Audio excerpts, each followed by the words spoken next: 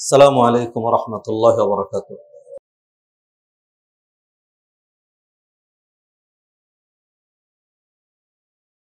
আলহামদুলিল্লাহ আলহামদুলিল্লাহ হাদিরানে মাজলিস, মুসল্লিয়ানে কেরাম, সম্মানিত ভাই ও বোনেরা, আমরা বেশ কয়েক সপ্তাহ ধরে সালাতের গুরুত্ব, সালাতের ইম্পর্টেন্স, সিগনিফিকেন্স এগুলো নিয়ে ধারাবাহিক আলোচনা করেছি।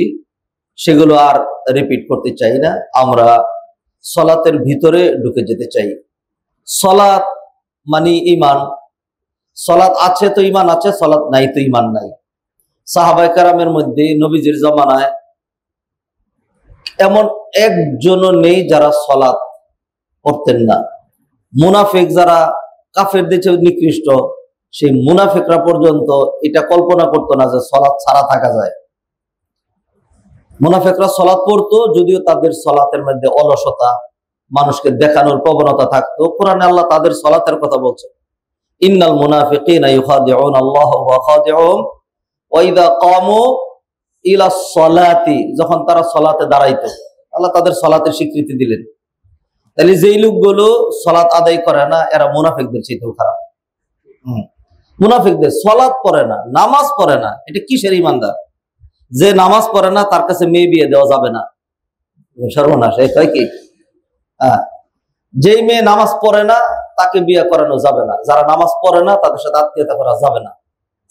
আপনি কি বেনামাজের সাথে একদম একাকার হয়ে যাবেন? এতই দিন ইসলাম এতই পাতলা, আপনার ইমান এতই রকম। সালাতকে সর্বোচ্চ গুরুত্ব দিতে হবে। যদি আপনি আপনার নিজেকে, আপনার পরিবার, আপনার সোসাইটি, আপনার রাষ্ট্র, ইউর ইকোনমিক্স, ইউর পলিটিক্স সবকিছু যদি ঠিক করতে চান, সালাতের কোনো বিকল্প নাই। সালাত এমন একটা দিক নেই যেটাকে ইগনোর করেছে। আমি কিছু কিছু পয়েন্ট আলোচনা করবো ইনশাল্লাহ, সবটা তো সম্ভব না মানুষের পক্ষে। সালাতের গুরুত্ব নিয়ে আলোচনা করেছে। আপনি দেখবেন সালাতের আনুষঙ্গিক অন্যান্য বিষয়, সালাতের ভিতরে ঢুকে যাচ্ছে। আমরা আজকে কিভাবে সালাত পড়বো, সালাতটাকে সর্বোচ্চ গুরুত্ব দিতে হবে। এমন হতে হবে যে আমার সালাতটা যেন মোটামুটি পারফেক্ট হয়, এমন ভাবে সালাত আদায় করতে হবে যেমনটি নবী মুহাম্মদ রাসূলুল্লাহ সাল্লাল্লাহু আলাইহি সাল্লাম জিবরিল আলাইহিস সালাতু সালামের প্রশ্নের উত্তরে তিনি বলেছিলেন, আখবিরনি মাল ইহসান, ক্বালা আন তা'বুদাল্লাহা কাআন্নাকা তারাহু ফাইন লাম তাকুন তারাহু ফাইন্নাহু ইয়ারাক। তুমি এমন ভাবে, you should perform your worship as you are watching the presence of Almighty Allah subhanahu wa ta'ala। এমনই আপনার একাগ্রতা। আল্লাহকে তো আসলে দেখা সম্ভব না, দুনিয়াতে না, আখিরাতে সেটা। মুতাজিলারা মনে করেন আখিরাতেও দেখা যাবে না, তাদের এটা ভ্রান্ত। কোরআনের স্পষ্ট দলিল, উজুহু ইয়াওমা ইযিন নাযিরা ইলা রাব্বিহা নাযিরা। এই সূরাগুলো আপনাদের মুখস্থ হয় না? প্রতি শুক্রবার তেলাওয়াত করা হয়। মুখস্থ না হলে কেমনে? এতবার শুনলে তো মুখস্থ হয়ে যাওয়ার কথা। মুখস্থ হয়ে যাওয়ার কথা। উজুহু ইয়াওমা ইযিন নাযিরা ইলা রাব্বিহা নাযিরা। কিছু চেহারা হবে সেদিন খুব সবুজ, সতেজ, সুপ্রসন্ন, আলোকিত, উজ্জ্বল, নূরান্বিত। ইলা রাব্বিহা নাযিরা। ওই চেহারাগুলোই কখন হবে? যখন সে ডাইন হাতে আমলনামা পেয়ে যাবে, খুশিতে বাকবাকুম পায়রা, মাথায় সোনার টায়রা। অবস্থা এমন হবে যে ডান হাতে আমলনামা পেয়ে গিয়েছি, no doubt about my final destination to the paradise. খুশিতে চেহারা কি যে হয়ে যাবে। এই লোকগুলোই আল্লাহ বলছেন উজুহু ইয়াওমা ইযিন নাযিরা ইলা রাব্বিহা নাযিরা। এরাই তাদের রবকে দেখতে পারবে, বাকিরা দেখতে পারবে না। তো সালাতটা এমন ভাবে নবীজি পড়তে বলেছেন, as you are watching the presence of Almighty Allah subhanahu wa ta'ala। কিন্তু সবাই তো আর এ প্লাস ক্যাটাগরির ইমানদার হয় না, সবার মনোযোগ একরকম হয় না। কত নামাজ যে, আল্লাহ মাফ করুন। আপনারা আবার কি মনে করবেন? কিছু করার নেই, তবু বলে দেই। কত সালাত যেমন আদায় করেছি জীবনে। ইমাম সাহেব হাফেজ মানুষ, আমি ইমাম সাহেব এরপরে গিয়ে মনে করার চেষ্টা করছি যে প্রথম রাকাতেরটা তো মনে আছে, দ্বিতীয় রাকাতে ইমাম সাহেব কি পড়লেন এটা তো মনে নেই। মনে নেই মানে কি? আই ওয়াজ টোটাল অ্যাবসেন্টমেন্টেড ছিলাম। মন এদিক সেদিক বহু ঘোরাফেরা করে। এমন মন মানে কি জানেন? এটা বাংলায় পাগল মন, মন রে। আমি খবিশ মন, মন রে। মন এটা সাংঘাতিক খারাপ জিনিস। ভালো তো সেই রকম ভালো, আর খারাপ তো সেই রকম খারাপ। এবং যেটা খুব ভালো ওইটা খারাপ হয়ে যায়, আবার যেটা খারাপ সেটা ভালো হওয়ার সম্ভাবনা আছে। মন খুব দ্রুত পরিবর্তনশীল। সুম্মিয়াল কলবু কলবান লিআন্নাহু ইয়াতাকাল্লাবু সারিআন। কলবকে এই জন্য কলব বলা হয় যেহেতু এটা খুব দ্রুত পরিবর্তনশীল এবং সাংঘাতিক দ্রুতগামী। কলব এরকম। মানুষ সালাতে তো মনোযোগ ধরে রাখতে পারে না, এবং মনে রাখতে হবে সালাত হলো ইমানের পরেই সবচেয়ে গুরুত্বপূর্ণ যেই ইমানের রুকন, অথবা কি বলবো, সালাতে ইসলামের রুকন সালাত, অথবা সালাত হলো এমন জিনিস যে সালাত মানেই ইমান, ইমান মানেই সালাত, সালাত মানেই ইমান। কিছু কিছু কথা আছে না এরকম, আমাদেরকে অনেক সময় অনেক হাসি দেয়। হ্যাঁ, সালাত মানেই ইমান, ইমান মানেই সালাত। কত মানুষ যে কত রকম পাগল হয়, যাক সেদিকে না যাই। তা আমরা বলবো এরকম, সালাত মানেই ইমান আর ইমান মানেই সালাত। সালাত নাই, ইমান নাই, ব্যর্থহীন ভাষা এটাই বলা লাগবে। কিসের ভয়, কাকে ভয়, কিসের জন্য ভয়? নবীজি বলেছেন মান তারাকা সালাতা মুতাআম্মিদান ফাকাদ কাফার বাইনাল ঈমানি ওয়া বাইনাল কুফরি ওয়া শিরকি তারকুস সালাহ। আল্লাহ সুবহানাহু ওয়া তাআলা বলেন ওয়া মা কানা আল্লাহু লিইউদিআ ঈমানাকুম। সালাতকে আল্লাহ ঈমান শব্দ দিয়া ঈমান শব্দ প্রয়োগ করলেন সালাতের ক্ষেত্রে কোরআনে কারীমের সূরা বাকারায় 2য় পারার 1ম পৃষ্ঠায়। তা আল্লাহ বলেছেন আমার বলতে অসুবিধা কোথায়? আপনার কি যে ঈমান আছে এটা তো আপনার অ্যাক্টিভিটিস দেখলেই বোঝা যায়। কোনো কিছুতেই নেই, আপনার সালাতও নাই। যদি ঈমান থাকতো তাহলে আপনার সালাত থাকতো। আরবি একটা প্রবাদে বলে, শুন ব্যাখ্যা করে দিচ্ছি, কুল্লু ইনাইন ইয়াতারাশাহু বিমা ফিহি।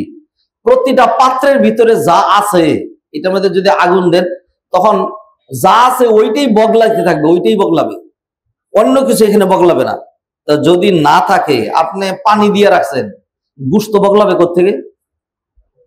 হ্যাঁ, শুধু পানি, দুধ বগলাবে কেমনে? কথা বুঝেন নাই? তো যদি পানি বগলায় তাইলে বর্ণনা করতে হবে কি? দুধ নাই, দুধ নাই, একদম সহজ ভাষায়। যদি আপনার কলবের ভিতরে খালি ফসা রাজনীতি, মদ নীতি, ক্লাব নীতি, নারী নীতি, দুষ্ট নীতি, পচা নীতি, ইত্রামি, বান্দ্রামি ইত্যাদি খালি আপনার কলবের মধ্যে আপনার কথায় কাজে খালি বগলাইতেই থাকে, মসজিদ আসে না, নামাজ আসে না, রোজা আসে না, ঈমান আসে না, তাকওয়া আসে না, পরহেজগারি আসে না, আদর্শ আসে না। বহুত মানুষ আছে যেগুলো বলতে নিলেও তার আস্তে করে আবার অন্য প্রসঙ্গে চলে যায়, ঘুরে গেলে আবার ওইখানে আনি যে এরকম বিষয়টা এরকম। এরকম আমরা বহুত বহুত ফেস করেছি। এক লোক শুনলাম যে খুবই অসুস্থ, হসপিটালে, না জানি মারা যায়, দৌড়াই গেলাম, যাই আরো লোকজন সহ গিয়ে থাকে এই মুহূর্তে যে থাক, সব তো আল্লাহ ফয়সালাই হয়, সব আপনি বেশি বেশি ইস্তেগফার করেন, আল্লাহ আল্লাহ করেন, এই মুহূর্তে শেষ ভালো যা সব ভালো তার। সুন্দর করে বলতেছে উনি, ওনার বস্তুবাদী নীতি যেটা, উনি এই কথাগুলো মানে শুনে না শোনার ভান করে আবার আস্তে করে পিছলায় বেরিয়ে আবার অন্য কথা অন্যদিকে চলে যাচ্ছে। পরে লোকজন বললো যে সেই খেয়াল করেছেন, উনি এই কথাগুলো কান দিয়ে নিলও না, একটিবার বললো না যে না ঠিকই বলছে, আমি এটা করছি, করবো, আমাকে আরেকটু বলেন, আমি আর কি করতে পারি? কিচ্ছু না, সেই দিকে আসলোই না। আল্লাহ তার জন্য লেখেন নাই, আপনি কি করবেন? তো মানুষ এরকম হয়, আল্লাহ সুবহানাহু ওয়া তাআলা মাফ করেন। তো সেই জন্য সালাত নিয়ে কথা বলছি, সালাতের ভিতরে ঢুকে যাচ্ছে। ঈমান মানেই সালাত, সালাত মানেই ঈমান। এইটা আমি আর আপনি স্ট্রিক হইতে হবে। সর্বপ্রথম যেটা, ছেলে নামাজ পড়ে অসম্ভব, আল্লাহ সুবহানাহু ওয়া তাআলা আমার মেয়ের জন্য একটা ভালো ফয়সালা করবেন। প্রথমেই বেনামাজি আল্লাহর সাথে খেয়ানত করে তার কাছে আমি আমার মেয়ে তুলে দিব, আমার মেয়ের সাথে খেয়ানত করে আরো 10টা মেয়ের সাথে সে ফষ্টি নষ্টি করতে বিন্দুমাত্র বাঁধবে না, যেহেতু তার কলবের ভিতরে এতটুকু তাকওয়া পরহেজগারি নাই। এটি আমার প্রথম দালালাত, এইটি আমার প্রথম শিক্ষা। যার সালাত নাই তার সাথে আমি সম্পর্ক করতে চাই না। সালাতের ব্যাপারে আসেন একটু স্ট্রিক্ট হই। সালাতটা কিরকম হবে? যেমন বলছিলাম, নবীজি শিখাইলেন এমন ভাবে ইবাদত করবা যেন তুমি আল্লাহকে দেখতে পাচ্ছ। এরপর বললেন ফা ইন লাম তাকুন তারাহু ফা ইন্নাহু ইয়ারাক। আর যদি তোমার ঈমান এতটা সবল না হয়, তাহলে you have to think, you have to calculate that I was total failed to calculate the presence of Almighty Allah subhanahu wa ta'ala. But Allah subhanahu wa ta'ala, no doubt about this, continuously watching me, seeing me. আল্লাহ আমাকে দেখছেন, আল্লাহ আমার দিকে তাকিয়েছেন, আমি দেখলাম না কিন্তু আল্লাহ আমাকে দেখছেন। তাহলে যদি এটা হয় আল্লাহ আমাকে দেখছেন তাহলে কেমন হবে? যেমন সেনাবাহিনীরা কি করে, প্রধানমন্ত্রীকে গার্ড অফ অনার দিতে হবে। আমি মাঝে মধ্যে এই ধরনের মাথায় চিন্তা আসে আর কি আমার। আমি বলি যে এই লোকটা যে এরকম মূর্তির মতো দাঁড়ায় রয়েছে দীর্ঘক্ষণ, ওর কি পিঠ চুলকায় না? ওর কি পা চুলকায় না? আমরা তো চুলকাইতে শুরু করলেই নামাজের মধ্যে চুলকাইতে যেই মজা লাগে, হারি আল্লাহ রে, চুলকানি শুরু করে দিই। ওই লোক দিয়ে এরকম করে দাঁড়িয়ে আছে। যত যাই হোক, আমরা চেকে গেলাম, চেক প্রজাতন্ত্রে, সেইখানে গিয়ে দেখি এরকম কিছু গার্ড আছে, যেরকম বাকিংহাম যে প্যালেস আছে, এটা যারা দেখছেন সেইখানে দেখবেন এটার সামনে এরকম কিছু সোলজার আছে, মূর্তির মতো দাঁড়ায় থাকে। এটা একটা তারা মনে মনে কাউন্ট করতে থাকে, একটা নির্দিষ্ট সময় আছে, এই সময় পরে সে সুদা হাঁটা দিবে, সে ওই দিকে ঢুকবে, আবার আরেকটা হেঁটে হেঁটে এখানে এসে এরকম করে দাঁড়ায় থাকবে।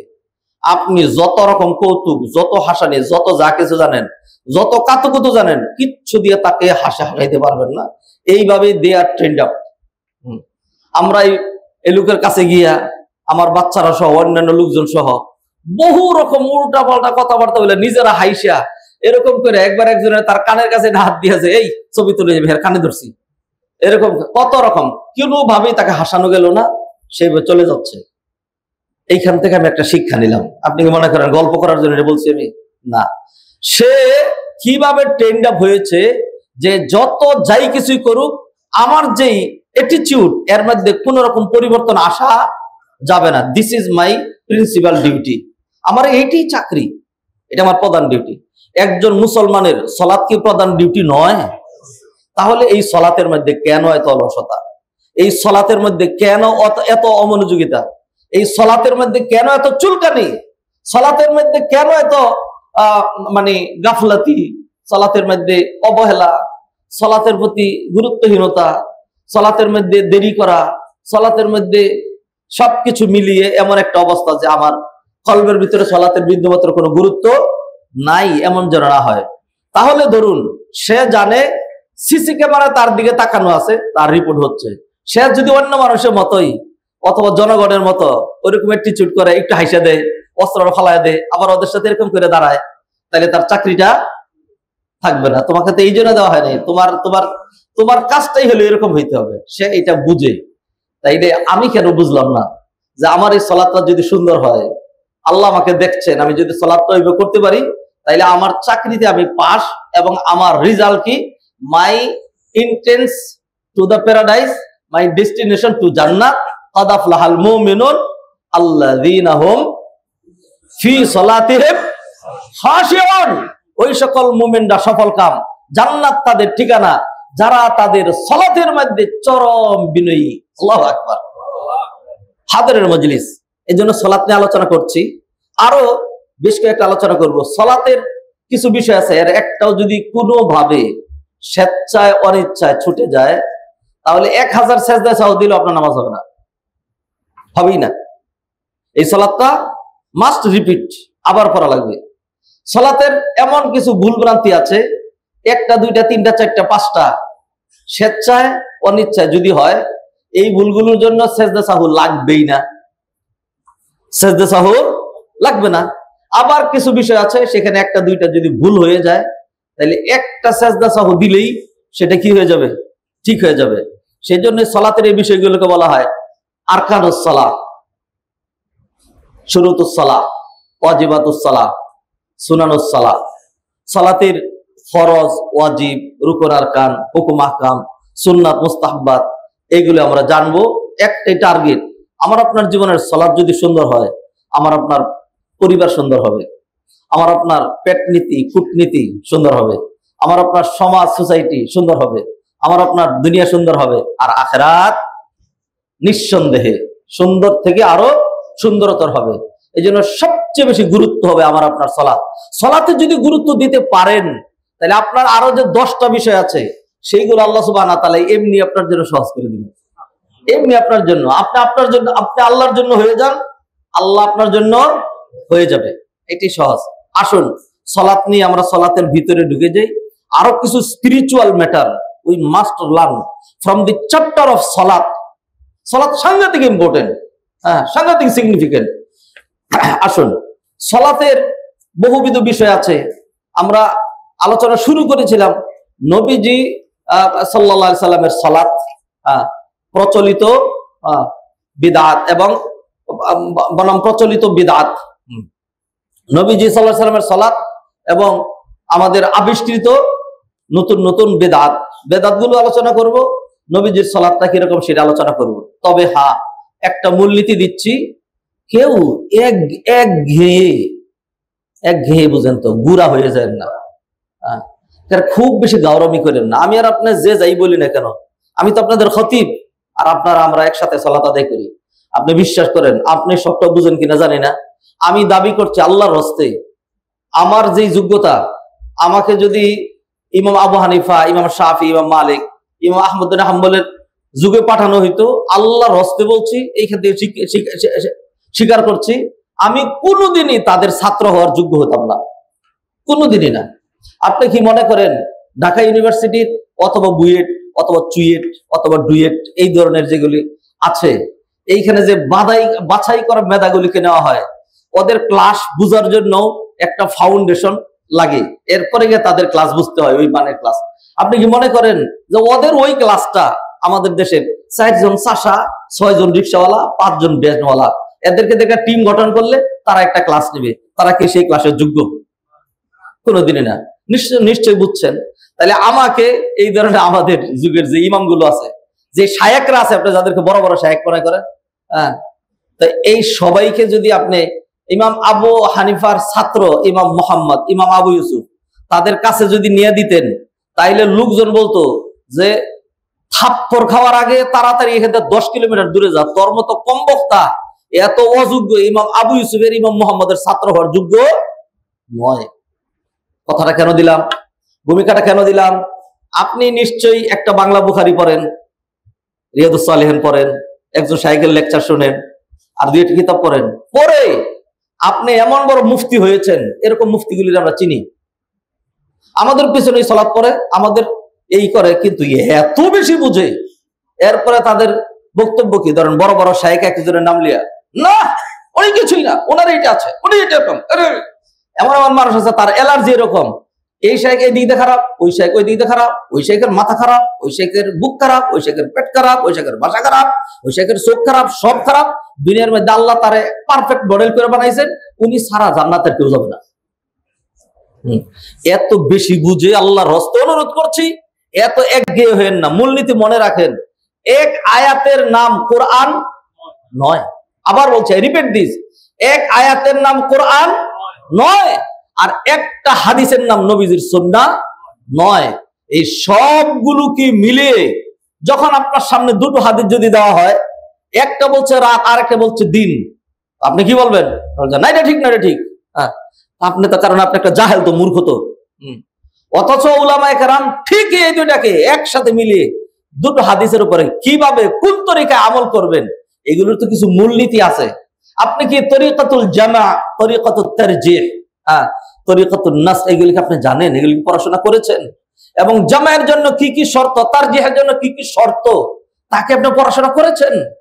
পড়াশোনা তো করেন নাই। একেবারে 2-3টা হাদিস পড়ি একটু কিছুদিন ধরে, এই কয়েকদিন আগেও তো নামাজ পড়তেন না, কয়েকদিন আগেও তো মানে অন্ধকার জগতে হাবুডুবু খাইছেন, অন্ধকার জগতে। আর আর আর আর বেশি কিছু বললাম না। এখন একটু এসেই এত বেশি পণ্ডিত হয়ে যায়েন না, আল্লাহর হস্তে স্টাডি করতেই থাকেন until your death, until your death. তবে সাধারণ আমরা স্টাডির কথা বলি, অন্য ওলামায়ে কেরাম বলেন যে ধর ছাতার মাথা, আপনি কি বুঝবেন? আপনি আরবি পড়তে পারেন না, আরবির মূলনীতি জানেন না, আরবি গ্রামার জানেন না, আপনি সরফ নাও কিচ্ছু জানেন না, আপনি বাংলা বই আপনি কি করবেন? চুপ থাকেন, আপনি কথা বলবেন না জীবনে। আমরা এটা বলি না, আপনারা পড়েন, তো পড়বেন, যে পড়ে জ্ঞান একটু বৃদ্ধি করবেন। একটু জ্ঞানের নামই জ্ঞানী না। ফকিরের জুলনায় পয়সা আছে, একটু পয়সা থালা বাড়ি বাড়ে, এরকম করে বাড়ি দিলে আওয়াজ হয়, তাহলে মানুষ আর একটা পয়সা দিবে। তো এই যে তার কাছে পয়সা আছে, এই জন্য দুনিয়ার কোন গাধা তারে পয়সাওয়ালা বলে নাই। পয়সাওয়ালা হইতে হলে কি লাগে? আরো অনেক বেশি লাগে। এত সহজে আলেম হয়ে যাওয়া যায়? আমরা আলেম না, কেউ নাই, বাঘ নাই, সিংহ নাই, হিংস্র প্রাণী কেউ নাই, হায়ানা নাই। এখন শিয়াল মাতব্বরি করতে তো কোনো অসুবিধা নাই। ওই যুগের আলেমগুলো তো নাই, এখন তো জুমা পড়াইতে হবে, এখন তো ফতোয়া দিতে হবে। বিদায় আমরা কোরআন হাদিস টুকটাক যা জানি এটা নিয়ে আমরা কথাবার্তা বলি। তবে বলে দিচ্ছি, আমাদের মধ্যে ইজতিহাদের যোগ্যতা নাই। ইজতিহাদের যোগ্যতা যা পড়ি উনারা যা ইজতিহাদ করে বের করেছেন সেটাই তো মনে থাকে না।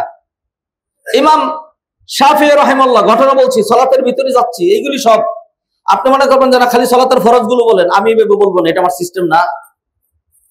ধরেন ইমাম শাফিঈ রাহিমাহুল্লাহ তুখুর মেধার অধিকারী ছিলেন, সাংঘাতিক। মুয়াত্তা ইমাম মালিক একবার পড়েছেন, ফুল মুখস্থ হয়ে গিয়েছে। এরপরে শাইখকে ফেরত দিয়েছেন। শাইখ বললেন যে কাউকে কিতাব দেই না, তোমাকে দিলাম, ফেরত দিলা কেন? পড়তা, বলো পড়ছি। মুখস্থ করতে কয় করছি, কয় কি পাগলে, এদিকে আসো দেখি, জিজ্ঞাসা করেন, যেখান থেকে যেমন জিজ্ঞাসা করেন, হুবাহু পটল পটল করে যাচ্ছেন। এমন তুখুর মেধার অধিকারী ছিলেন ইমাম শাফিঈ রাহিমাহুল্লাহ। সমসাময়িক ছিলেন, জন্ম 150 হিজরিতে, আর ইমাম আহমদ ইবনে হাম্বল জন্ম 164-তে, ইমাম মালিক জন্ম 94 হিজরিতে, ইমাম আবু হানিফা জন্ম 80 হিজরিতে। তো ইমাম শাফিঈ এবং আহমদ ইবনে হাম্বল সমসাময়িক ছিলেন। ইমাম আহমদ ইবনে হাম্বলের বাড়িতে গেলেন বেড়াইতে, যাওয়ার পরে খুব খুশি, সবাই জানে ইমাম শাফিঈ বিশাল বড় আলেম, বাংলাদেশের সবচেয়ে বড় আলেম, অথবা ধরেন ভারতবর্ষের সবচেয়ে বড় আলেম। সৌদি আরবের গ্র্যান্ড মুফতি যদি এখানে আসে, ধরেন কথার কথা, এই যে যারা মানুষকে চিনে, যারা বিশাল বড় আলেম না কিন্তু একজন দাঈ, ধরেন আজকে যদি ডক্টর জাকির নায়েক বাংলাদেশে আসে, দেখবেন সারা পড়ে যাবে, ডক্টর জাকির নায়েক, ঠিক না? ইমাম শাফিঈ আসছেন, সারা পড়ে গেছে। ইমাম আহমদ ইবনে হাম্বলের বাড়িতে উঠেছেন, ওনাকে সুন্দর মেহমানদারি করা হলো। ইমাম আহমদ ইবনে হাম্বলের যে দাসী ছিলেন, এইগুলিও তো আমাদের সাথে বড় আলেমা ছিলেন, আমাদের সাথে বড় আলেমা ছিলেন। সে খুব অবজার্ভ করলো, দেখি ইমাম সাহেব, আমাদের হুজুর তো এত বড় হুজুর, জানি যে ইনিই বড়, উনি বলেন উনি বড়, কত বড় আমি আজকে দেখবো। এরপরে যে খানা দাওয়া দিছে, পরে দেখে যে খানা যখন ফেরত আনছে, সব খানা খাওয়া শেষ। প্রথমেই বললো যে দূর, এটা আলেম না, ছাতার মাথা কিচ্ছুই না, একজন আলেমে তো গাদার মতো খায়, এত খানা খাইলো কেন? 2 নাম্বার, ওনাকে অজুর পানি দেওয়া হয়েছে, উনি ঘুম থেকে ওইটা অজু করবেন। সকালবেলা বদনা যখন ফেরত আনা হয়েছে, দেখেন পানি ওরকমই আছে, অজু করে নাই, আবার নামাজও পড়ছে, ফজর নামাজ তো ছাড়বে না, এতে কোনো সন্দেহ নাই। এই চিন্তা কেউ করতো না। এরপরে দাসী বললো যে হুজুর, আপনি বলছিলেন বিশাল বড় আলেম, উনি কিছুই না। কেন? বললো যে আমি 3টা পরীক্ষা করছি, 3টা পরীক্ষাতে উনি ফেইল। 1 নাম্বার, সমস্ত খানা খাইছে। 2 নাম্বার, আমি অবজার্ভ করেছি উনি সারাটা রাত্র নাক ডেকে ঘুমিয়েছেন, তাহাজ্জুদ নামাজ পড়েন নাই। 3 নাম্বার, ফজর পড়েছেন অজু ছাড়া, অথবা তার ইমানই থাকে না। এরপরে ইমাম আহমদ ইবনে হাম্বল কি বলবেন? সরাসরি ইমাম শাফিঈর কাছে গিয়ে বললেন যে আমার দাসীর এই 3টা প্রশ্ন উত্তর আমি দিতে পারিনি। তো ইমাম শাফিঈ বললেন, দেখেন, বহু দিন থেকে পেট ভরে খাবো, যে পেট ভরে বহুদিন ধরে খাই না, আজকে এখানে এসে আমার মনে হয়েছে যে একজন ইমাম আহমদ বিন হাম্বলের মতো বাড়ির প্রতিটা খানা এটা হালাল, প্রতিটা খানার মধ্যে নূর আছে। আমি চেষ্টা করছি আজকে পেটটা ভরে সবটুকু খাওয়ার জন্য, খেয়েছি। 2 নাম্বার, যখন শুইছি তখন আমার একটা হাদিস মনে আসছে, একটা হাদিসটা আপনাদেরকে বলি। হাদিসটা হলো ইয়া আবা উমাইর মা ফাআলান নুগাইর। আবু উমাইর আনাস রাদিয়াল্লাহু তাআলার ছোট্ট ভাই, সে একটা পাখি নিয়ে খেলাধুলা করতো, পাখিটা মরে গেছে। এখন আবু উমাইরের মন খুব খারাপ, এরকম মুখের মধ্যে হাত দিয়ে বিষণ্ণ মনে সে বসে আছে।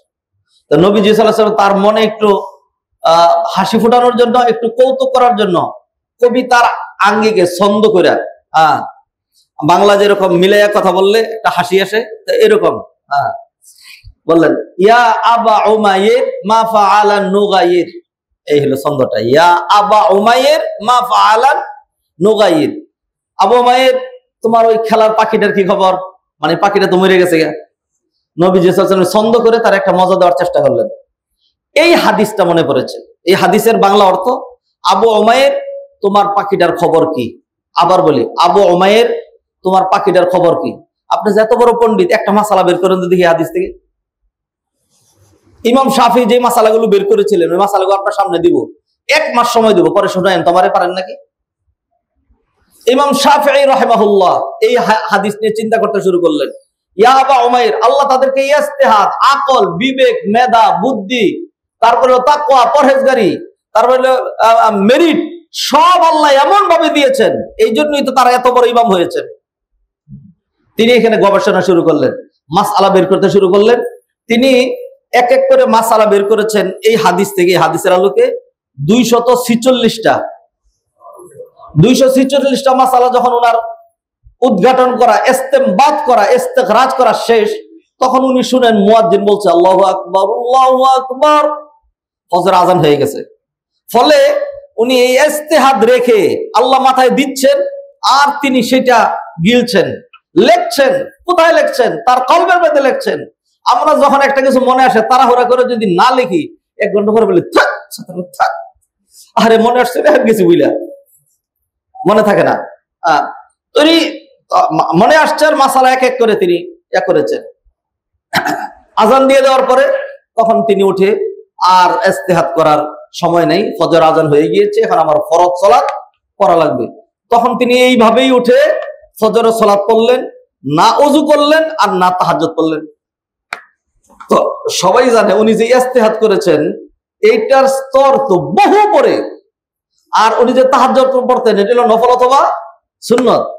তো উনি ইস্তেহাদ বাদ দিয়া তাহাজ্জুদ পড়ার দরকার ছিল না। আর যেহেতু তিনি ঘুমান নাই, একবারে এরকম শুইছেন, তারা তো আমার আপনার মতো না যে শুইছি ইস্তেহাদ করতেছিলাম ঘুমাই গেছি। ইস্তেহাদ করলে ঘুম আসে, ইস্তেহাদ করলে ঘুম আসে। কোথায় যাবেন আপনি ঘুমাইলে? যে গাড়ি চালায়, পিছনের যাত্রীরা একজন এমনি নাক ডাকে, আরেকজন অন্য দিকে ডাক দেয়, আরেকজনে তো মাশাআল্লাহ হেলিকপ্টার চালায়, কতজনে কত রকম আনন্দ করতেছে। এখন ড্রাইভার ওয়ালাও যদি একটু একটু আনন্দ করে যে আমি একটা নাক ডাক দিই, তাহলে সবগুলি তো নরকের মধ্যে যাবে। আমার আপনার ঘুম আসে, তাদের ঘুম আসতো না। তাহলে আপনি কি মনে করেন ভাইয়েরা? একটা মূলনীতি দিছে, আল্লাহর রাস্তে নিয়েন, সমালোচনা তো করতেই পারবেন। একবার একজন আলেমের পুরা কাপড় খুলে ফেলতে পারবেন আপনি, কারণ আল্লাহ আপনার চাপা দিছে। তো নিজের আমল নষ্ট করার জন্য আরেকজনের পিছনে লাগার চাইতে উত্তম আর কিছু তো নাই। নিজের আমল নষ্ট করার জন্য আরেকজনের পিছনে লাগার চাইতে অভিনব এবং নিকৃষ্ট আর কোনো ওয়ে নাই। এটা তো পারবেন, চিন্তা করে নিন, এত কথা কইেন না। কিছু কথা কম বলেন, কিছু মানার চেষ্টা করেন, বেশি পণ্ডিত চাইছেন না। বর্তমানে যারা আমরা শায়েখের বিশাল বড় বড় দর্শ দেই, আল্লাহর রাস্তে বলছি, এখন তো আপনার কাছে মনে করতেছেন শায়েখ, উনি এত বড় শায়েখ। খালি আপনি আমরা জিজ্ঞাসা করলে গেলাম হারাম, আপনি জিজ্ঞাসা করলে হারাম হারাম হারাম হারাম বলে দিলি শায়েখ হয়ে গেল। আমরা কেউই ওই বড় বড় ইমামদের ছাত্র হওয়ার যোগ্যতা রাখি না। আপনি হয়তো যেহেতু আমাদের সাথে আমাদের উপর দিয়ে কথা কইতে পারেন, আপনি হয়তো ছাত্র হইতে পারতেন, আল্লাহই ভালো জানেন। একটা কথা শুধু শুনাইলাম, ইয়া আবা উমাইর মা ফাআলা নুগাইর। তিনি সেখান থেকে একটা মাসালা বের করলেন। নবীজি ছোট্ট বাচ্চারে বললেন আবু উমাইর, উমাইরের বাবা আবু উমাইর, উমাইরের বাবা। এই ছেলে তো বিয়েও করে নাই, তার স্ত্রীও নাই, তাহলে সে বাবা হইল কেমনে? তখন তিনি এখানে বের করলেন, অতএব কুনিয়াত নাম রাখা যেই নামে বাস্তবতার সাথে কোনো মিল নাই। উম্মে হাবিবা, এখন আপনি করলেন মিশা কথা। একজন কিছু বুজুর্গ আছেন এরকম না, মিথ্যা কথা, এর নাম শুনলে কয় না না উম্মে হাবিবা জায়েজ নাই। কেন জায়েজ নাই? সে হাবিবার মানা, আপনি ঘুরার ডিম শিখছেন। তিনি ইস্তেহাদ করে বের করলেন যে এইটার নাম হলো কুনিয়াত নাম। বাচ্চা থাকুক অথবা না থাকুক, কাউকে যদি উম্মে হাবিবা অথবা আবু আব্দুর রহমান এইভাবে যে কোনো আবুন দিয়া উম্মুন দিয়া যে শুরু করা গেল কুনিয়াত নাম, কুনিয়াত নাম রাখা জায়েজ, কুনিয়াত নাম রাখা জায়েজ বলতে পারবে। 2 নাম্বার, একটা পাখি এটা মরে গেল, এই বাচ্চাটা কেন এটাকে আটকাইলো, সুতা দিয়ে কেন বানলো, পাখিটা মারা গেছে, এখন কি অবস্থা হবে? নবীজি সাল্লাল্লাহু আলাইহি ওয়াসাল্লাম এরপরেও যেহেতু তার সাথে রসতামশা করেছেন, তাহলে বোঝা গেল বাচ্চারা যদি পাখি বা এই ধরনের কোনো জানোয়ার নিয়ে খেলাধুলা করে, কোনো কারণে এগুলো মরে যায়, তাহলে বাচ্চাদের গুনাহ হবে না। সাপোর্টিং হাদিস হলো রুফি আল কালাম আন সালাস, 3 ব্যক্তির উপর থেকে কলম উঠিয়ে নেওয়া হয়েছে, তার মধ্যে একটা বাচ্চা, একটা কি। এইভাবে তিনি মাসালা বের করতে থাকলেন। এখন বলেন এগুলিকে আমাদের মাথায় আসে? আমাদের মাথায় আসে না। সেই জন্য এই যে সলাতের ফরজগুলো যে আজ আলোচনা করব, সলাতের রুকুনগুলো যে আলোচনা করব, আপনি সেইখানে দেখবেন যে মুহাম্মদ ইবনে আব্দুল ওয়াহাব হাম্বলি মাযহাব অনুযায়ী তিনি সলাতের ভিতরের যে রুকুনগুলো সেইগুলোকে তিনি বলছেন আরকানুস সলাতে 14। সলাতের ভিতরে রুকন হলো 14টা। সলাতের ভিতরে রুকন 14টা। কারণ হলো হাম্বলি মাযহাবে ওয়াজিব নাই, তাদের এতে ফরজ আর হলো সুন্নত, ফরজ এবং সুন্নত। যেই কারণে তারা বেতেরকে ওয়াজিব বলে না, তারা সুন্নত বলে। সুন্নত মুআক্কাদা বেশি গুরুত্বপূর্ণ সুন্নত, সুন্নতের মধ্যে অন্যান্য সব সুন্নতের মধ্যে একটু আরো বেশি গুরুত্ব, ওয়াজিব তারা বলে না।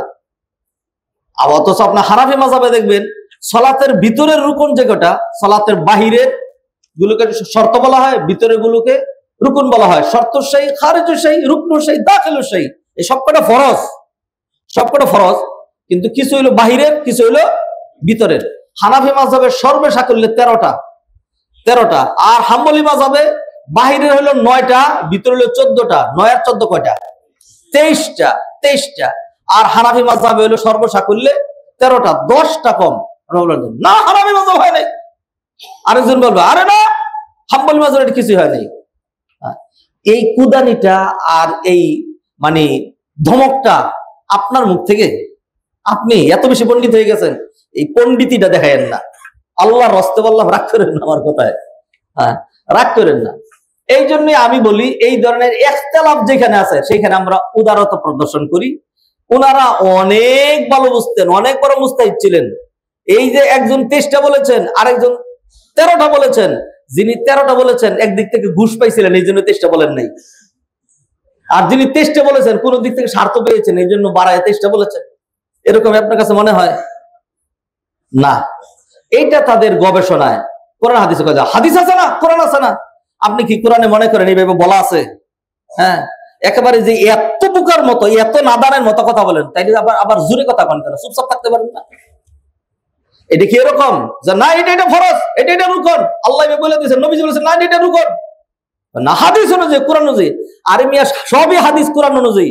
এই হাদিস কোরআন এটা বুঝা লাগবে। ওমা ইয়াকিলুহা ইল্লাল আলিমুন, যারা আলেম তারাই এটা বুঝে, আর যারা জাহেল এটা তাদের বুঝার বিষয় নয়। সেজন্য আমাদের কাজ কি? মেনে নেওয়া। আসুন আলোচনা করি। আল্লাহ সুবহানাহু ওয়া তাআলা আমাদেরকে তৌফিক এনায়েত করেন। প্রথম যে বিষয়টা ধরছি, সালাতের জন্য বহুত কিছু লাগে। আল্লাহ সুবহানাহু ওয়া তাআলা বললেন, ইয়া আইয়ুহাল্লাযীনা আমানু ইযা কুমতুম ইলাস সালাহ, ঈমানদারেরা যখন সালাতে দাঁড়াবে তখন তোমাকে কি কি কাজ করা লাগবে?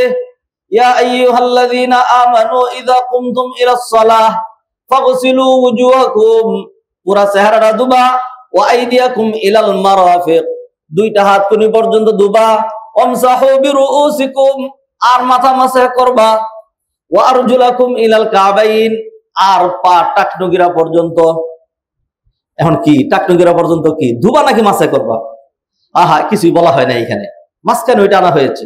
তো এখন উলামায়ে কেরাম গবেষণা করলেন, তারা বললেন আল্লাহ সুবহানাহু ওয়া তাআলা কুলির কথা বলেন নাই, হাতের কবজি পর্যন্ত ধোয়ার কথা বলেন নাই, নাকে পানি দেওয়ার কথা বলেন নাই, খিলাল করার কথা বলেন নাই, এগুলি বলেন নাই।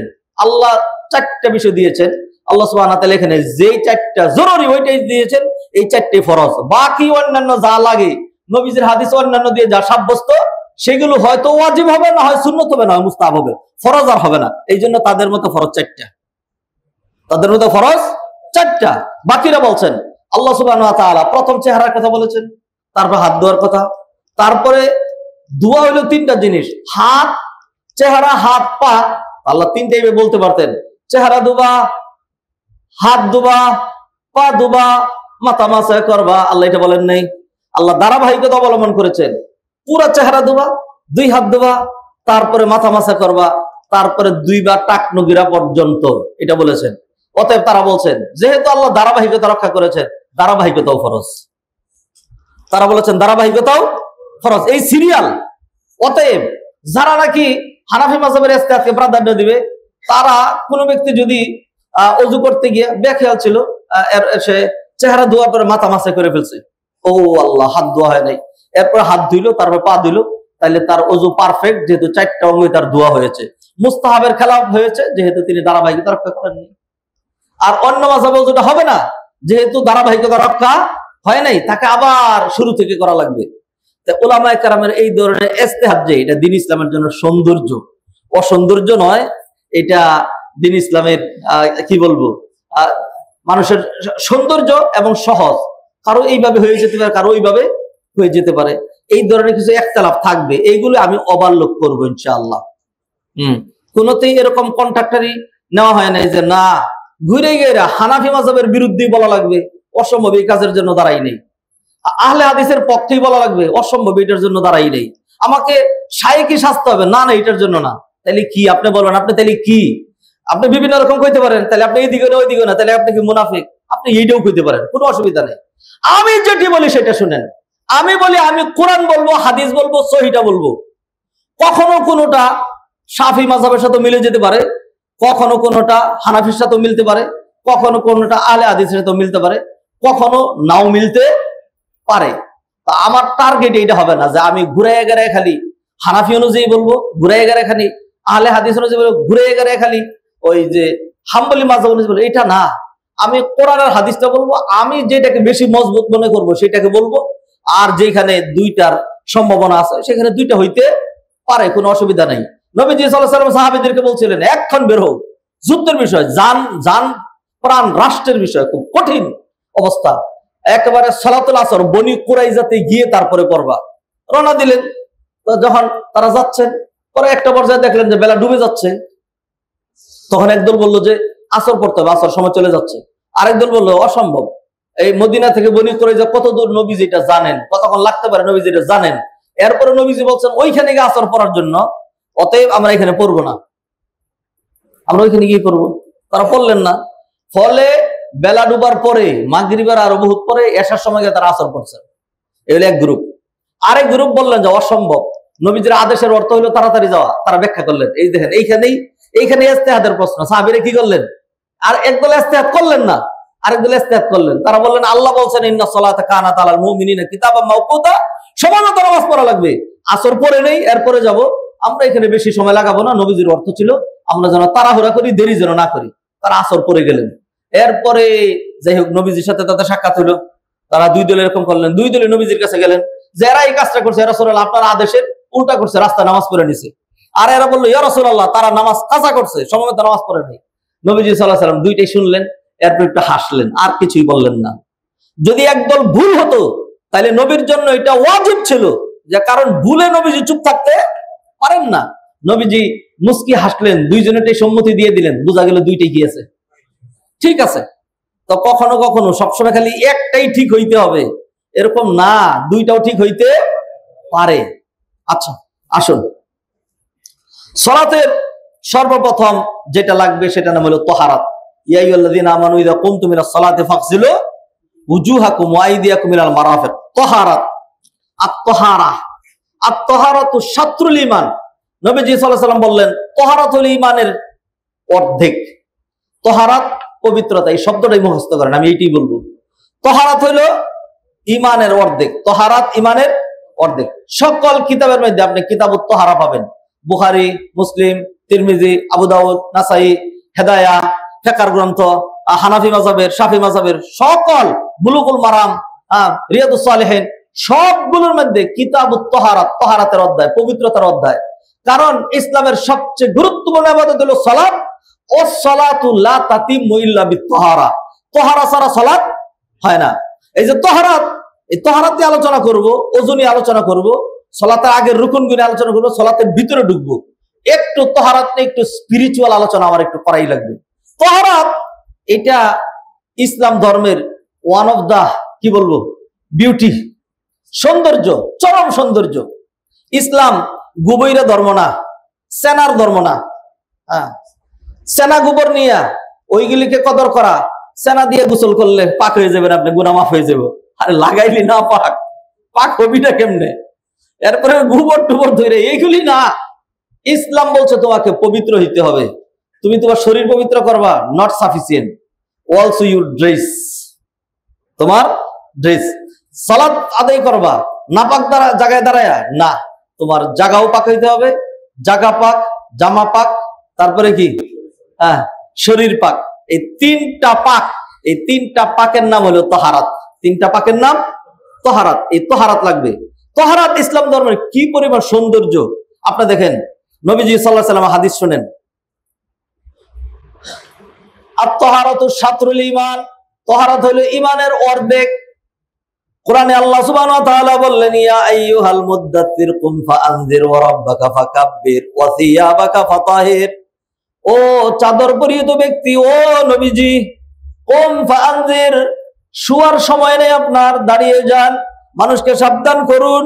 ওয়া রাব্বাকা ফাকাব্বির, আপনার রবের বড়ত্ব ঘোষণা করুন, দ্বীনের দাওয়াতের কাজ করুন। ওয়া সিয়াবাকা ফাতাহির, আপনার কাপড় চোপড় পোশাক পরিচ্ছন্ন করুন, পাক করুন। তাইলে আল্লাহ সুবহানাহু ওয়া তাআলা পাকের গুরুত্ব দিলেন কোরআনের মধ্যেও। ওই যে ইয়া আইয়ুহাল্লাযীনা আমানু, আল্লাহ সুবহানাহু ওয়া তাআলা কি চান?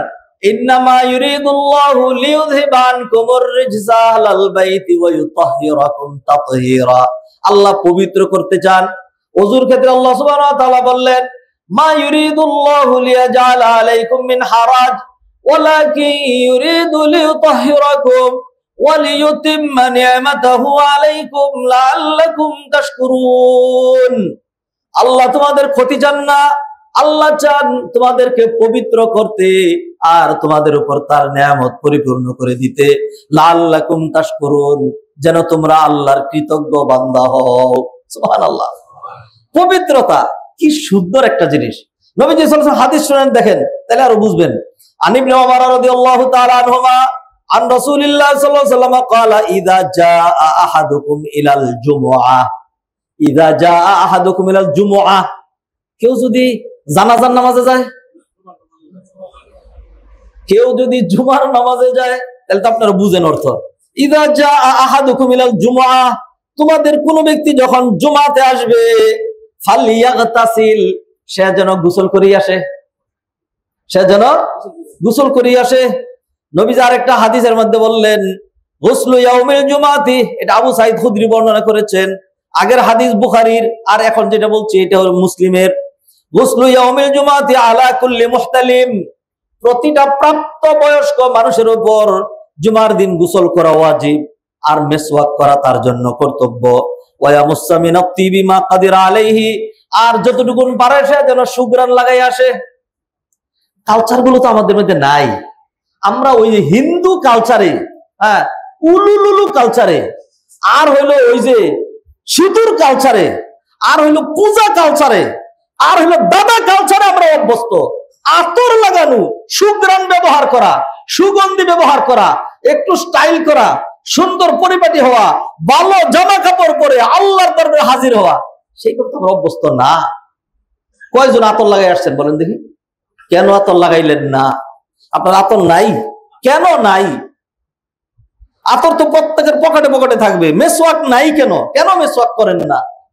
গোসল করার সুযোগ পেলেন না? শুনেন, আমরা বাংলাদেশে, এটা আমাদের বাংলাদেশে আর্দ্রতা বেশি, আর্দ্রতার কারণে ঘাম হয়। আমরা স্বভাবগতভাবেই অভ্যস্ত যে দৈনিক গোসল করা লাগে। ইউরোপ, আমেরিকা, আরব কান্ট্রিতে দৈনিক গোসল করা লাগে না।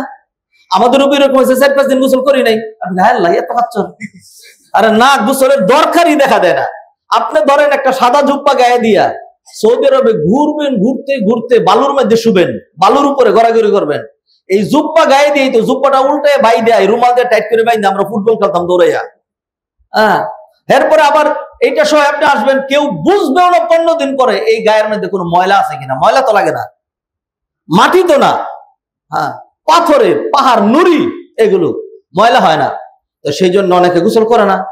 বা আর 1500 বছর আগে তো পানিও ছিল না, অনেকে গোসল করতো না। নবীজি সাল্লাল্লাহু আলাইহি ওয়াসাল্লাম উম্মাহকে কিভাবে কালচার করলেন, কিভাবে শিখাইলেন, বলে দিলেন, কেউ যদি জুমায় আসে তাহলে তার উপর জুমা যেরকম ফরজ, এমনই তার উপর একটা ওয়াজিব কর্তব্য, সে গোসল করে পরিচ্ছন্ন হয়ে আসবে, যাতে তার গা থেকে ঘামের গন্ধ আরেকজন যেন কষ্ট না পায়, ফেরেশতারা যেন কষ্ট না পায়, এবং মসজিদের যেই হাই রেজুলেশন অফ কি বলবো পিউরিটি, এইটা যেন নষ্ট না হয়। মসজিদ একটা সবচেয়ে উন্নত জায়গা, উত্তম জায়গা, ইবাদতের জায়গা, আল্লাহর ঘর, মুসল্লিদের ঘর, সমস্ত ইমানদারদের ঘর এখানে একত্রিত হবে। এই মসজিদে সুঘ্রাণ থাকবে। মসজিদে কি থাকবে? আমাদের কয়টা মসজিদ আপনি বলেন এরকম সুঘ্রাণ দেওয়া হয়? আপনি দেখবেন মক্কায় লক্ষ লক্ষ মানুষের মধ্যে দেখবেন তওয়াফ হচ্ছে, একজন একটা মাথায় নিয়ে ঘুরতেছে, তওয়াফ করতেছে, ধোঁয়া উঠতেছে। এইটা হলো দামি দামি কাঠ। আপনি চন্দন কাটবেন, বুখুর, বুখুর, চন্দন না, চন্দন বাদ দেন, ওইটা বাদ দেন। এটা হলো যেগুলি দিয়ে হিন্দুদেরকে পুরা, এই নামটাই নিব না আমরা। হ্যাঁ, যাই হোক, আগর কাঠ সিলেটে হয়, আগর কাঠ 1 কেজি কাঠ এরকম আছে, আমি যখন পড়তাম তখন দেখতাম দোকানে গেলে যে সবচেয়ে দামি কতটা আছে, বাংলাদেশে বিক্রি করে এরাই তো। ভাই শুনেন, এই যে শায়েখরা এইগুলি করে ব্যবহার করে, এত দাম আমাদের পক্ষে তো সম্ভবই না। আমার এখানে এমনও কাঠ আছে 1 কেজির দাম 10,000 রিয়াল তখন, তাইলে এখন বর্তমানে সেটার দাম কম করে হলো 30,000 রিয়াল 1 কেজি কাঠের দাম। এইটা জ্বালায় যখন দেওয়া হয় এত সুন্দর একটা গ্রান হয়। এটা দিন ইসলাম, রুচির ধর্ম, কালচারের ধর্ম। দিন ইসলাম মানুষকে অসভ্য বানায় না, বর্বর বানায় না, আর একটা শব্দ বলবো, খাচ্চর বানায় না। খাসরামি করার নাম কোন দিন ধর্ম হইতে পারে? অনেকে মনে করেছে যে আমার বুজুর্গি তাকওয়া মানে হইল পান খাবো, খাইয়া দাঁত গুলো এমন অবস্থা হবে দেখলে মনে হবে যে আল্লাহ মুখের মধ্যে এরকম লানত দিল। হ্যাঁ, দাঁত গুলো কেমন দেখাই যায় না, তরমুজের বিচির মতো। আর এই দিক দিয়ে যদি পড়তে পারে, আর জামায় যদি একটু দাগ টাক থাকতে পারে, উনি মনে করেন যে ওরে কত বড় বুজুর্গ। মানুষে মনে করে কত বুজুর্গ। আর ভালো পোশাক করলে যে ধর এই হুজুর স্টাইল করে, ভালো না, সমস্যাই, আসলে সমস্যাই। হুজুর স্টাইল করলে সমস্যা। হুজুর যদি লম্বা জামা গায়ে দেয় কাপড়ে দাম বেড়ে যায়, আর হুজুর যদি খাটো জামা গায়ে দেয় তাহলে টেডি হুজুর। হ্যাঁ, হুজুর যে কি করবে, কিও করার উপায় নাই। ওই লোকের মতো অবস্থা হয়েছে। আরেকজনের ক্ষেতের উপর দিয়ে যাচ্ছে, ক্ষেতের উপর দিয়ে যাচ্ছ কেন? ভুলে গেছে, ফিরে চলে আসে, কেন আসতে পারবা না? তাইলে চলে যাই, না যাইতে পারবা না, তাইলে কি করবো? কিও করতে পারবা না। তাই এখন আমাদের অবস্থা এরকম। হাদিরিন মাজলিস, আসেন এই যে ইসলামে সালাতের জন্য যে তাহারাত, I am discussing about the significance of তাহারাত। তাহারাতের বিউটি নিয়ে আমি আলোচনা করছি। তাহারাত কিরকম, তাহারাত কাকে বলে? আজকে তো সময় হলো না, গুছাই নিয়ে আসছি। আগামী সপ্তাহে 1, 2, 3, 4, 5, 6 দিস ইজ তাহারাত, দিস ইজ তাহারাত, দিস ইজ তাহারাত, এগুলো নিয়ে আমরা আলোচনা করবো। আমরা দেখলাম নবীজি সাল্লাল্লাহু আলাইহি ওয়াসাল্লাম কি করলেন? গোসল করে জুমায় আসবা, আতর লাগায় জুমায় আসবা, ভালো কাপড় পরে জুমায় আসবা। হ্যাঁ, তারপর হলো আর কি নবীজি বললেন, লাউলা আনা শুক্কা আলা উম্মতি আও আলান নাস লা আমারতুহুম বিসওয়াকি মা কুল্লি সালাত। আমি যদি আমার উম্মতের জন্য কঠিন এবং কষ্ট মনে না করতাম, তাইলে বলতাম দিনে 1 বার 2 বার মেসওয়াক করলে হবে না, দাঁত পরিষ্কার করলে হবে না, প্রতি সালাতের আগে তোমাকে দাঁত পরিষ্কার করতে হবে। কারণ একজন মুমিন ঘরে সালাত আদায় করে না, সালাত আদায় করবে মসজিদে। 10 জনের সাথে তার দেখা হবে, মুখের থেকে যেন দুর্গন্ধ বেরিয়ে না আসে। মানুষের মুখের দুর্গন্ধ 2টা কারণে হয়। একটা হলো কারো যদি রোগের কারণে হয়, অথবা রোজা থাকার কারণে হয়, সেটা তার হাতে না। আরেকটা দুর্গন্ধ হলো দাঁত মাজে নাই, হ্যাঁ, মুখ পরিষ্কার করে নাই, ভালো করে কুলি করে নাই, ঘুম থেকে উঠলে মুখে যে গন্ধ থাকে, এই খাসরামি করার কারণে এইটা নিন্দনীয়। আর রোজা থাকার কারণে পেটের থেকে যে দুর্গন্ধটা বেরিয়ে আসে, সেটা নবীজি সাল্লাল্লাহু আলাইহি ওয়াসাল্লাম কি বলছেন? ওয়ালা খালুফু ফামিস-সাইমি আতয়াবু ইনদাল্লাহি মির রিহিল মিস। রোজা থাকার কারণে, উপবাস থাকার কারণে পেট থেকে যে দুর্গন্ধ বেরিয়ে আসে, এই দুর্গন্ধটা রোজাদারের মুখের দুর্গন্ধ আল্লাহর কাছে মিশকে আম্বরের চেয়েও আরো বেশি দামি।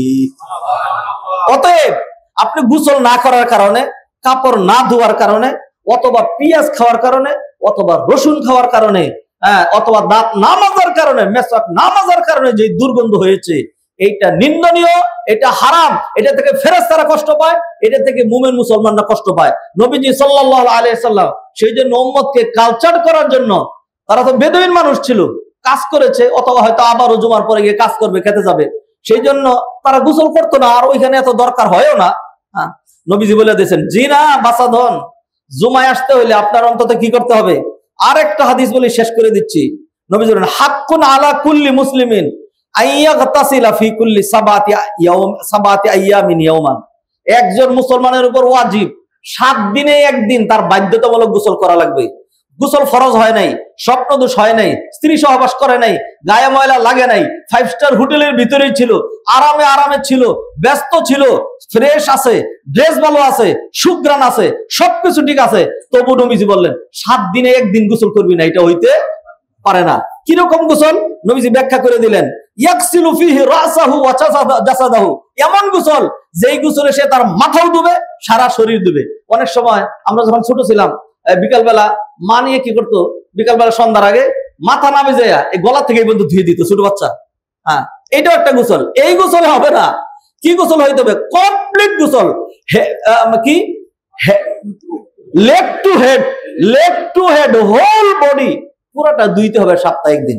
তাহলে দেখেন ইসলাম তহারাতকে কি পরিমাণ গুরুত্ব দিয়েছে। হাদিরিন মজলিস, যদি বলি যে সালাতের 7টা ফরজ, তহারাত, শরীর পাক, জামা পাক, এরপরে সালাতের ভিতরে ফরজ, রুকু করা, সাজদা করা, এইভাবে আলোচনা করে শেষ করে গেলাম, তাহলে আপনি ইসলামের যে বিউটি এটা পাবেন না। আপনি ফরজগুলো জানলেন, আমার টার্গেট আপনাকে ফরজগুলো শিখানো না। আমার টার্গেট হলো ইসলাম রুচির ধর্ম, ইসলামের স্পিরিচুয়াল সাইড গুলো, এইগুলোর আরো কি কি টার্গেট, মাকাসিদুশ শরিয়া, এইগুলো সহ বিস্তারিত আলোচনা। এই জন্য এক পয়েন্টকে নিয়ে এতগুলি কথা বলি। আল্লাহ সুবহানাহু ওয়া তাআলা আমাদেরকে শিখার, জানার, তদনুযায়ী জীবন গঠন করার তৌফিক এনায়েত করুন। আকুলু কওলি হাযা ওয়া আস্তাগফিরুল্লাহ লি ওয়া লাকুম ওয়া লিসাইরিল মুসলিমিন ফাস্তাগফিরুহু ইন্নাহু হুয়াল গফুরুর রহিম।